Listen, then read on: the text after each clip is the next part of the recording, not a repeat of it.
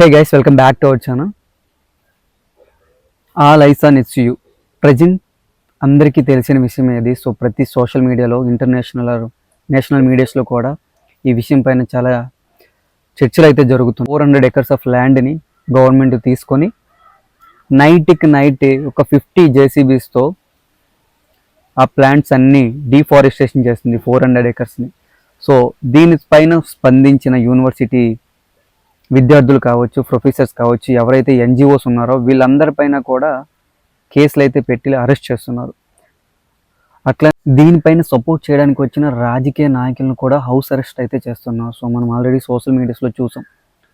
అసలు ఎందుకని, ఏమైంది, అసలు ఈ సెంట్రల్ యూనివర్సిటీ 400 acres ల్యాండ్ గురించి అయితే ఇప్పుడైతే మనం మాట్లాడుకుందాం. హైదరాబాద్ సెంట్రల్ యూనివర్సిటీస్ గురించి. హైదరాబాద్ సెంట్రల్ యూనివర్సిటీ మనకి 1974లో అట్లా స్టార్ట్ అయింది. సో ఇందిరాగాంధీ హయాంలోనే మోస్ట్లీ స్టార్ట్ అయ్యింది. సో అప్పుడు స్టార్టింగ్లోనే 2320 acres ల్యాండ్ అయితే యూనివర్సిటీకి అంటూ ఇచ్చారనమాట అప్పట్లో. సో ఈ 2300 acres ల్యాండ్స్లోనే సో మనకి అరౌండ్ 700 స్పీసెస్ ఆఫ్ ట్రీస్ అయితే ఉన్నాయి. అట్లనే 220 బర్డ్స్ అయితే ఉన్నాయి స్పీసెస్, 15 యానిమల్స్, అట్లానే వైల్డ్ డియర్స్. సో చాలా మటుగా బయోడైవర్సిటీ ఉంది. 4 lakes కూడా ఉన్నాయి ఈ యూనివర్సిటీస్లో. ఏదైతే ఈ ల్యాండ్ ఉందో, ఈ ఫారెస్టెడ్ ల్యాండ్లో మనకి అరౌండ్ 730 ప్లాంట్ స్పీసెస్ అయితే ఉన్నాయి. అట్లనే 220 బర్డ్ స్పీసెస్ అయితే ఉన్నాయి, 15 మ్యామిల్స్ ఉన్నాయి, రెప్టైల్స్ ఉన్నాయి. వీటన్నిటితో పాటు మనకి డేర్స్, పికాకోస్, సో వైల్డ్ డేర్స్ కూడా ఈ ఏదైతే కాంచా గచ్చిబౌలి ఈ 400 acre ల్యాండ్ ఉందో, అలానే SGOలో ఉన్న 2300 acres టోటల్గా ఎంత కలిపి కూడా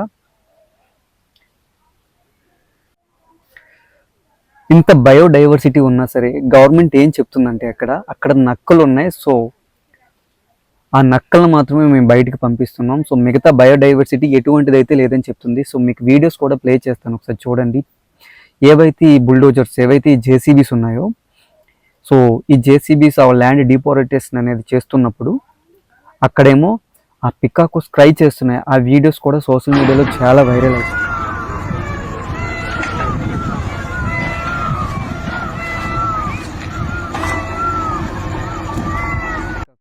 అట్లానే అక్కడ డియర్స్ ఉన్నాయి. ఆ డియర్స్ విజువల్స్ కూడా మీకు చూపిస్తున్నాను. సో హైదరాబాద్ సెంట్రల్ యూనివర్సిటీలో డియర్స్ ఏదైతే ఈ 400 acres ల్యాండ్ డిఫారెస్టేషన్ చేస్తున్నారో అక్కడ డియర్స్ కూడా ఉన్నాయి. అట్లనే 4 lakes కూడా ఉన్నాయండి అక్కడ. పికాకోస్ లేక్ అని, బెఫెలో లేక్ అని, ఇట్లా 4 lakes కూడా ఉన్నాయి.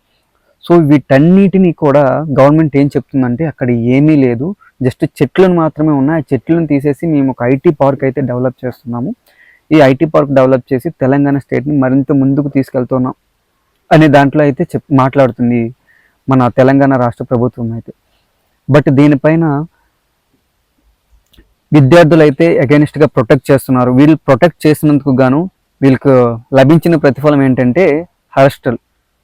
సో ఎవరైతే ప్రొటెక్ట్ చేస్తున్నారో వీళ్ళందరినీ కూడా తెలంగాణ ప్రభుత్వం అయితే అరెస్ట్ చేస్తుంది. ఒక యూనివర్సిటీ లోపలికి కూడా వాళ్ళని వెళ్ళనివ్వని స్థితిలో కూడా చేసేసింది గవర్నమెంట్. సో క్లాసెస్ బైకాట్ చేసి మరీ వీళ్ళు ప్రొటెక్ట్ చేస్తున్నారంటే చూడండి. సో స్టేట్ డెవలప్ చేయాలనుకుంటే ఫారెస్ట్ని డిఫారెస్టేషన్ చేయాల్సిన అవసరం లేదు.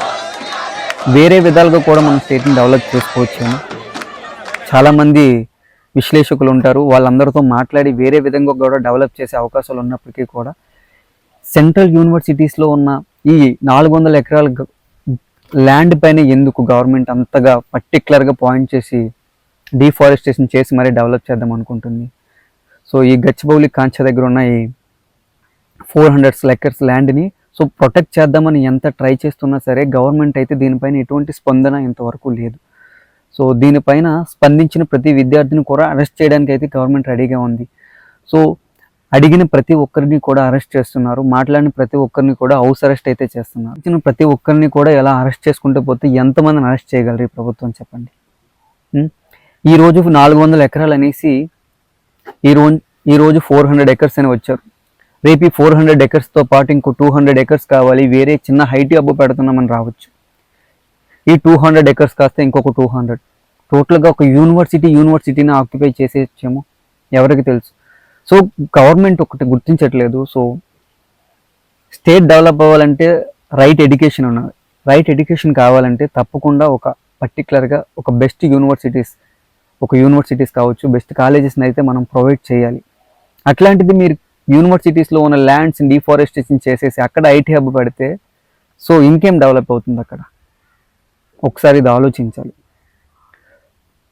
తప్పకుండా ప్రభుత్వం దీనిపైన త్వరగా స్పందించాలి. సో ప్రతి ఒక్కరు కూడా దీనిపైన అయితే మాట్లాడుతున్నారు. ప్రతి విద్యార్థి కూడా దీనిపైన అగెనిస్ట్గా అయితే ప్రొటెక్ట్ చేయాలని అయితే కోరుకుంటున్నాను. సో ఎందుకంటే ఇది ఒక్క ఎచ్చేతన ఆగకపోవచ్చేమో, మిగతా యూనివర్సిటీస్ కూడా అవ్వచ్చేమో, ఎవరికి తెలుసు. గవర్నమెంట్ ఇప్పటికైనా సరే యూనివర్సిటీ యొక్క ప్రతినిధులతో చర్చించి అట్లానే స్టూడెంట్స్తో చర్చించి దీనిపైన ఒక విశ్లేషణ, ఒక సరైన వివరణ ఇస్తారని అయితే కోరుకుంటున్నాను. సో నేను మీకు కొన్ని ప్రూఫ్స్ కూడా ప్రజెంట్ అయితే చేస్తాను, చూడండి, డిస్ప్లే చేస్తున్నాను. సో ఏమీ లేవని చెప్తున్నారు, బట్ యాజ్ పర్ ఇంటర్నెట్ ఇన్ని ఉన్నాయని అయితే చూపిస్తుంది, ఇంత బయోడైవర్సిటీ ఉందని అయితే చూపిస్తుంది అక్కడ. బట్ గవర్నమెంట్ మాత్రం ఓన్లీ నక్కలే ఉన్నాయి, మేము నక్కలను బయటికి పంపించి మొక్కలను తీసేస్తున్నాం అంటున్నారు. ఎంతవరకు ఇది? అవును, మొక్కలు లేకపోతే ఆక్సిజన్ లేదు, అది నిజమే. అలాంటిది మీరు 400 acres ఆఫ్ ల్యాండ్ని ఫారెస్ట్ని డిఫారెస్టేషన్ చేసేసి ఆక్సిజన్ ఎలా తెద్దాం అనుకుంటున్నారు? ఫస్ట్ థింగ్, మనకి వేరే కంట్రీస్లో, నేను విన్నంత వరకు వేరే కంట్రీస్లో ఒక మొక్కని తీస్తున్నామంటే అక్కడ వేరే దగ్గర అలాంటి మొక్క ఒకటి నాటుతున్నారు. అలాంటిది ఇక్కడ 400 acres ఆఫ్ ల్యాండ్లో ఉన్న మొక్కలనంతా తీసేసి క్లీన్గా ఒక ఐటీ పార్క్ చేస్తున్నామంటే దీనికి సరైన వివరణ మీరు ఇవ్వాలి. ఓకే, దీన్ని ఇక్కడ తీసుకొచ్చి అక్కడ పెడుతున్నాము, లేదంటే అక్కడి నుంచి తీసుకొచ్చింది ఇక్కడ పెడుతున్నాము, ఇట్లాంటిది గవర్నమెంట్ ఏదైనా ఒకటి చెప్పాలి. అంతేగాని అర్ధరాత్రి వచ్చేసి సో ల్యాండ్ని మొత్తం ఒక 40-50 జేసీబీలతో ల్యాండ్ని మొత్తం ఇలా చెట్లన్నీ పీకేసి మొక్కలన్నీ కట్ చేసేసి అక్కడున్న జంతువులన్నీ తరిమేసి సో డెవలప్ చేద్దామంటే ఇది ఎంతవరకు న్యాయం? దీనిపైన తప్పకుండా ప్రభుత్వం అయితే సరైన వివరణ ఇవ్వాలి. సో ఆల్రెడీ నేను విన్నంత వరకు అరౌండ్ 50 to 100 acres వరకు అయితే ల్యాండ్ అనేది ఆల్రెడీ డిఫారెస్టేషన్ చేసేసారు, అక్కడ ఉన్న మొక్కలన్నింటినీ తీసేశారు. సో అక్కడ ఉన్న యానిమల్స్ ఎక్కడికి వెళ్ళాలో తెలియని స్థితిలో ఉన్నాయి. ఒకటే ఎగ్జాంపుల్గా మాట్లాడుకుందాం. సో మనమే ఉన్నాం, ఒక 10-11 ఆ టైంలో మన ఇంటిని ఎవరో వచ్చేసి కూల్ చేస్తున్నారు. ఆ టైంలో మనం ఎక్కడికి వెళ్తాం? ఎక్కడికి వెళ్ళి బతుకుతాం? ఓకే, ప్రాణాలు మనమేనా, వాటివి కాదా? ఒకసారి ఆలోచించండి. ఇప్పటికైనా సరే ప్రభుత్వం ఈ విషయం పైన స్పందించాలి. సో స్పందించి దీనిపైన తగిన వివరణ అయితే ఇవ్వాలని కోరుకుంటున్నాం. సో ప్రతి ఒక్కరూ కూడా ఈ వీడియోని వీలైనంత వరకు షేర్ చేయండి. అట్లనే నా వంతుగా నా వాయిస్ అయితే రైజ్ చేశాను నేను, మీ వంతుగా మీ వాయిస్ అయితే రైజ్ చేయండి. సో ఎస్యూని కాపాడదాం, యూనివర్సిటీస్ని కాపాడదాం, మొక్కల్ని కాపాడదాం, మన తరాలను కాపాడదాం. Thank you.